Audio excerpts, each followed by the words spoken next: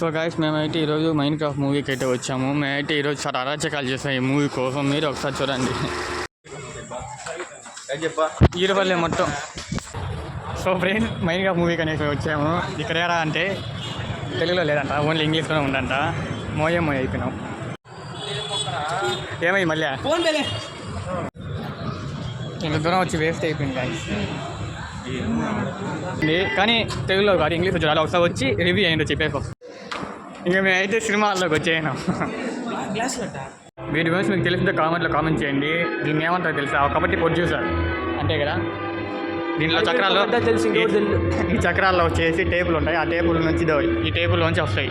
Touch చేయకూడదు, touch చేసి తిడతారు. సో ఫ్రెండ్స్ ఇప్పుడే మనం సినిమా చూసేసి వస్తున్నాము. సినిమా అయితే చాలామంది బాగాలేదు అన్నారు. నిజం చెప్పాలంటే సినిమా బాగానే ఉంది. కాకపోతే తెలుగులో డబ్బింగ్ తీసుకురాలా. వాళ్ళని అడిగినాను డబ్బింగ్ ఎందుకు రాలేదు తెలుగులో అనేసి.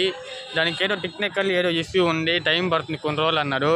అలాగే సినిమా కానీ అయిపోతుంది, ఓటీటీలో వచ్చేస్తుంది. ఓటీటీలో చూసుకొని తెలుగులో, లేకపోతే మీకైతే ఏం అర్థం కాదు. నన్నైతే సినిమా అయితే బాగుంది. అంటే మైండ్ క్రాఫ్ట్ గురించి తెలిసిన వాళ్ళకైతే అర్థం అవుతుంది. మైండ్ క్రాఫ్ట్ లవర్స్ ఇలాంటి లప్పంగాలకైతే అర్థం కాదు.